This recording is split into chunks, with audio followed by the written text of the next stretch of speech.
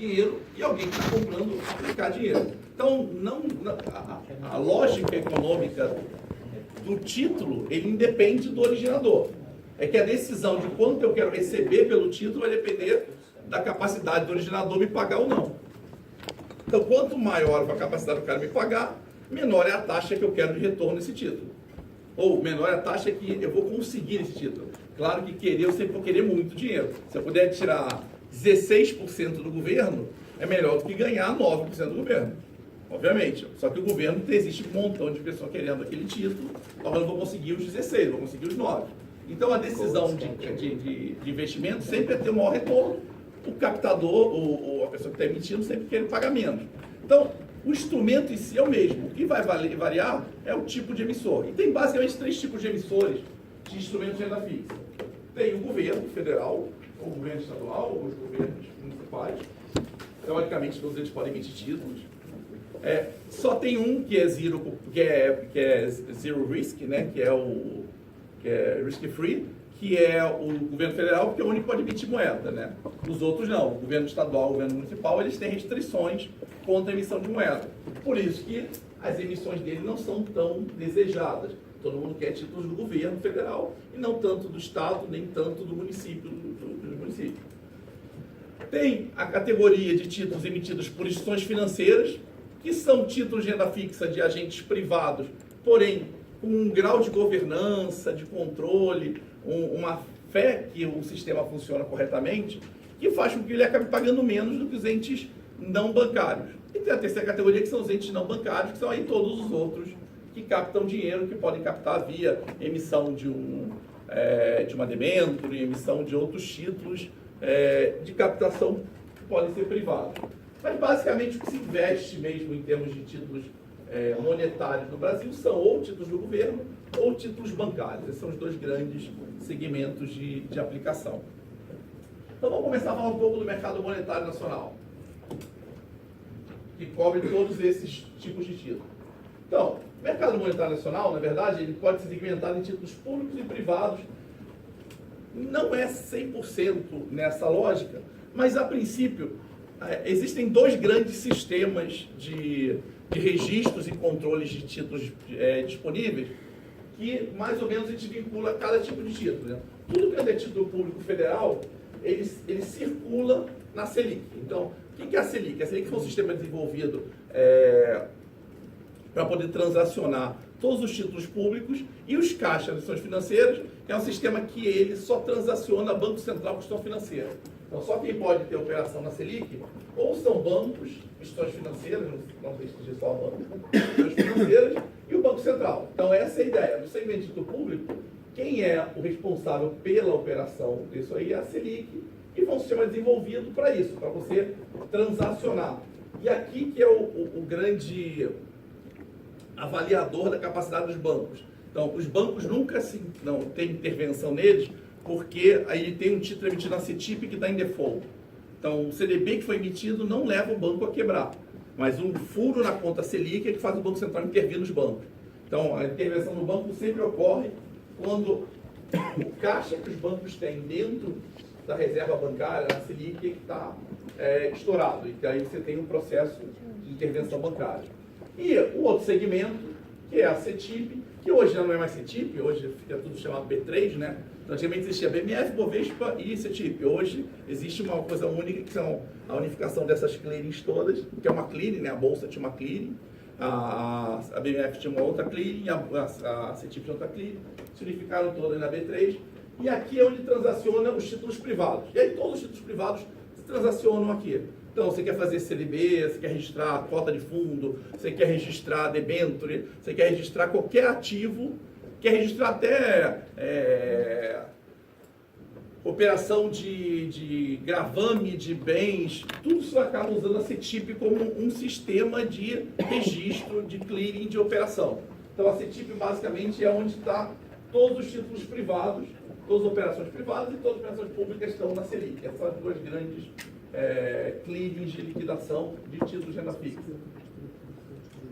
Quando está falando especificamente, o objetivo da nossa aula de hoje é falar de título público, até porque o que eu vejo, o que eu estudar de título público é a mesma coisa que vai valer para títulos de banco e vai valer para títulos de empresa. Ou seja, a lógica é a mesma, o que muda é o agente emissor.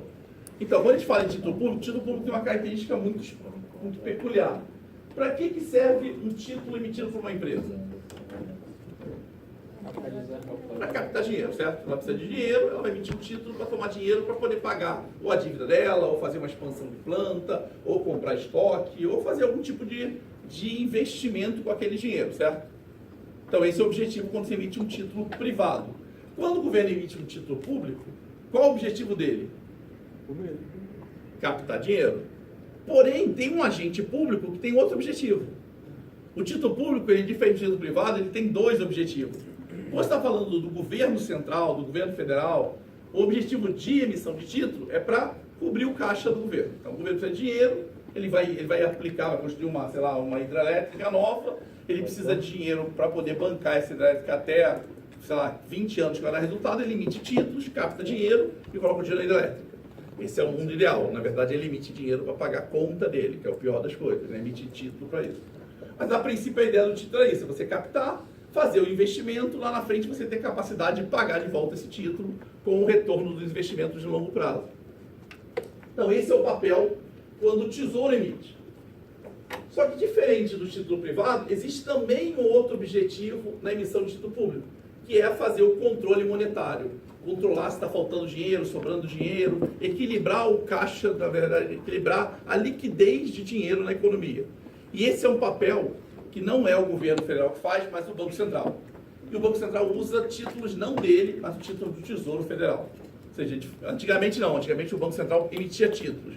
Já tem muitos anos que o Banco Central parou de emitir títulos e fala, todo o meu controle de liquidez, toda a parte onde eu garanto se vai ter dinheiro ou não vai ter dinheiro, ele só é feito com títulos do governo federal. Então você tem lá na emissão de títulos do governo, títulos do Tesouro, ele tem objetivo de captação ou objetivo de controle de liquidez. Esses são os dois grandes. Nos títulos privados não existe essa ideia de benevolência, de usar o dinheiro para poder resolver o problema da economia, tá? No título privado é só captação de recursos. Então essa é a lógica dos dois. Então você tem a dívida pública aqui sendo financiada por títulos e tem o Banco Central fazendo a liquidez toda dele. Como é que funciona o relacionamento? Isso é importante para entender. Isso não é uma coisa obrigatória, isso não é uma necessidade que está definida no mundo inteiro, mas em grande parte do mundo, inclusive no Brasil, o governo federal usa o banco dele para poder transacionar títulos públicos. Né?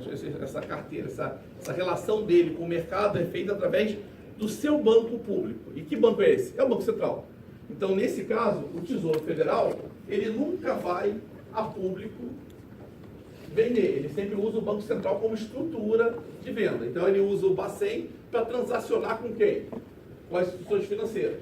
Então, o governo precisa captar dinheiro. Ele liga para o Banco Central, fala, Banco Central, vou fazer uma emissão nova, por favor, coloque essa emissão perante ao mercado.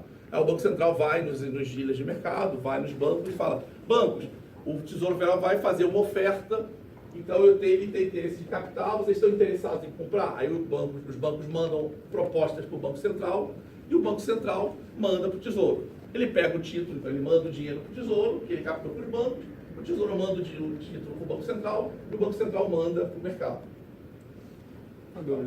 Tesouro direto? Não. Ah, tá bom. Vou falar do Tesouro direto. Como que é feita? Tem a burocracia é a mesma que um banco para emitir? Para emitir? Ou muito maior. Na verdade, está no orçamento federal que é aprovado um ano antes, onde ele faz todo o planejamento de emissão de dívida. Claro que a cada trimestre tem aquela revisão, como esteve, né? Na verdade, a gente tinha uma expectativa de déficit, o déficit aumentou, esse déficit vai ser pago com o quê? Ou você emite mais moeda, que não é de fazer isso com a inflação, ou comissão de dívida. Então, existe um suplemento na aprovação orçamentária para emissão de mais dívida. Aí lá ele fala, olha, vai ter essa dívida, eu vou fazer mais essa captação, vou emitir mais esse título.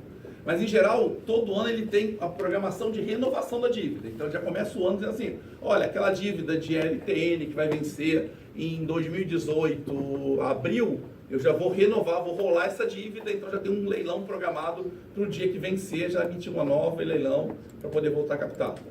Então isso já é programado, só que é muito mais burocrático do que um banco, porque se não fosse isso, o Tesouro Federal, o governo federal, né, o Tesouro, o governo por si, você não quer saber qual é o tamanho do déficit, porque ele vai sempre brincar de emitir dívida, isso está programado, tem toda uma lógica de emissão.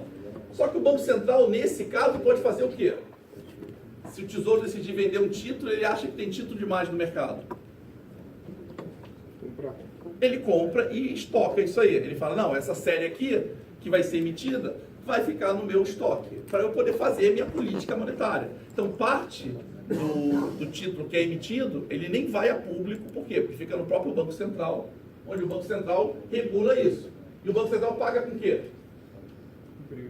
Com impressão de moeda, exatamente. A Casa da Moeda é subordinada ao Banco Central no processo de emissão. Ou seja, o Tesouro não diz, Casa da Moeda imprima dinheiro. Não, quem dá essa ordem é o Banco Central, que faz a política monetária.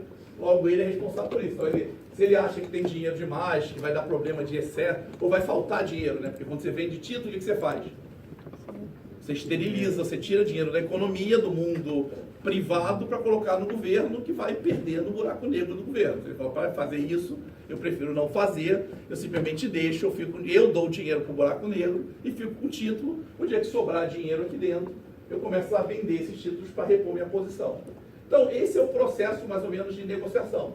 O governo vai ao Banco Central, poderia ir no Santander, no Itaú, no Bradesco, existem países onde ele usa a estrutura de bancos privados, tá? Ele falou assim, eu não quero ter um banco central meu com custo disso. E qual é o papel do Banco Central? É controle de monetário, certo? É fazer política monetária. Não é ser banco, não é ser dealer de venda de título privado, né? De título público.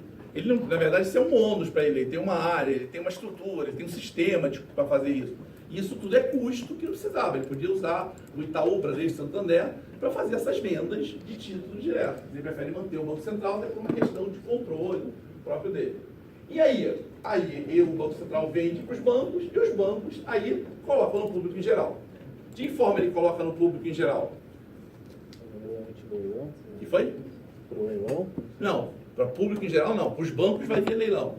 Ou o Tesouro Direto. Tesouro Direto é um outro conceito, eu vou explicar ele daqui a pouco. Tesouro Direto é um apêndicezinho nesse mundo de títulos transacionados. É um pedaço micro do universo de títulos, da quantidade de dívida pública que eu tenho. Tesouro Direto é apenas um pedaço muito pequeno da operação inteira. Mas como é que os bancos colocam isso perante ao público em geral? Corretora, você compra título público em geral, uma quantidade grande. Corretora vende Tesouro Direto, normalmente você coloca via Tesouro Direto. E não é via, você entra direto aqui, o público em geral entra via o Tesouro Direto no sistema do Tesouro. Sem carteira no fundo 24. Muito bem, fundo de investimento. Então essa é a forma que você tem de financiamento, onde o público em geral compra títulos. A maior parte da dívida pública, ela está estocada nos fundos de investimento, fundos de renda fixa. Vocês têm ideia do tamanho do mercado de fundos hoje? O professor lá passada falou, mas Quanto? se alguém lembra. Quem falou isso? O Leonel? Não. Vocês estão lendo a matéria? Está fazendo derivativo junto com a matéria? Não, é outra. Sim, mas foi do trimestre passado. Ah, Zenaro. Deixa eu Tá tomar. ótimo, mas... É, do. Não sei o que. 25%. Quanto? 25%. Da dívida, não, então o tamanho do mercado de título público. Estou falando Trilhões. de título público, não, de fundos de investimento. Ele não falou exatamente isso. Acho que ele Quanto? falou. Quanto? de trilhões. 3, 4. Ele era 3 em julho do ano retrasado, do ano passado. Na verdade, na virada, no final em setembro desse ano, ele chegou, bateu 4 trilhões. Esse é o tamanho do mercado de título público, de fundos, e desse 60% é fundo de renda fixa. Então está aí a aplicação de tudo isso. O fundo de renda fixa compra título do governo, então a maior parte do título do governo está estocado em operações de via essa operação. Então, os bancos compram e alocam nos fundos deles, ou os agentes privados, né, os